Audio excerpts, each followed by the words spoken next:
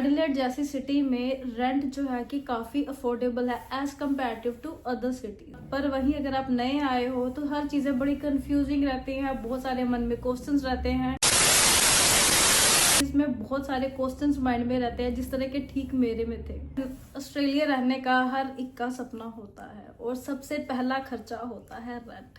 मैं हूँ दीप्ति और ये है मेरा चैनल है दीप्ति शर्मा 786 और मैंने स्टार्ट की है which is related to Australia of course कि जिसमें मैं दिखाऊंगी कि कौन कौन सी चीजें हैं जिस तरीके से आप उसको करके अपनी लाइफ में जो भी आपके एक्सपेंसेस हैं उनको थोड़ा सा कम कर सकते हैं। प्लस ऑस्ट्रेलिया की रियल जो कॉस्ट की जर्नी है वो क्या रहती है। तो इसमें मैंने 2 सीरीज बना चुकी हूँ। ये आज होने वाली है मेरी एपिसोड 3। पहले की जो 2 सीरीज थी उसमें मैंने बताया था कि ग्रोसरी के जो प्राइजेस है एडिलेड में वो क्या रहते हैं। साथ ही साथ मैंने ये बताया था कि एडिलेड की कॉस्ट ऑफ लिविंग एक्सपेंसेस क्या रहते हैं। तो चलिए जल्दी से सीरीज स्टार्ट करते हैं which is gonna be what we pay and what we can expect in 2025 episode 3। सबसे पहले I just want to let you know कि टाइप्स ऑफ रेंट भी रहते हैं यहाँ पे। ये यकीन आपको पता होगा इंडिया में भी वही है। अगर आप रेंट पे रह रहे हैं तो उसका बहुत सारे फैक्टर्स पे डिपेंड करता है कि रेंट का एक्सपेंस क्या रहने वाला है।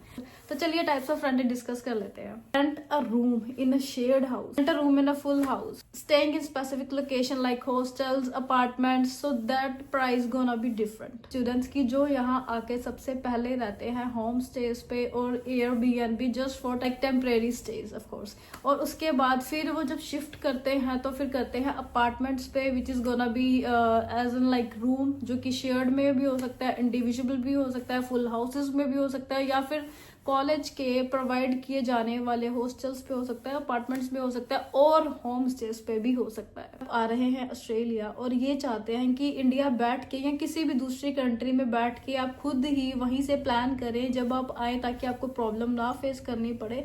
तो कुछ सोर्सेज रहते हैं जो कि ऑनलाइन पोर्टल्स है जिन पे आप सर्च करके डेफिनेटली अपना जो हाउस है जिस तरीके से आपको चाहिए या रेंट है आप उसको देख सकते हो। तो चलिए बात कर लेते हैं वो कौन सी वेबसाइट है जिनको आप सर्च करके आप ऑस्ट्रेलिया आराम से अपना घर वहीं बैठे इंडिया में फाइंड आउट कर सकते हो। तो पहला जो पोर्टल रहने वाला है वो है realestate.com करके, दूसरा है टीनेंट ऐप करके, फिर अगर तीसरे की मैं बात करूँ तो फेसबुक पे बहुत सारे मार्केट प्लेसेस है जिसपे आप अपना रूम, अपार्टमेंट, शेयर सब चीज़ें डिस्कस कर सकते हो। उनके अपना जो भी है वहाँ पे फोटोज, डिस्क्रिप्शन सब कुछ मेंशन रहता है, तो आप उस पर सर्च करके फाइंड आउट कर सकते हो।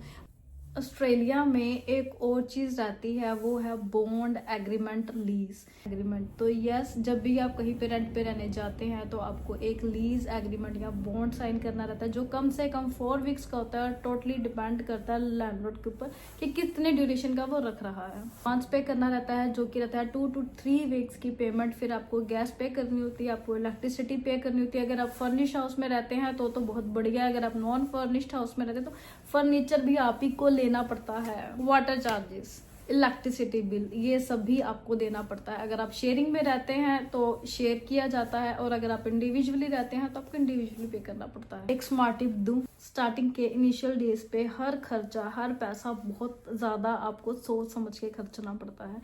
तो इसमें 2 चीजें, सबसे पहले तो आप शेयरिंग रूम लें ताकि आपका जो एक्सपेंसेस है वो डिवाइड हो जाए।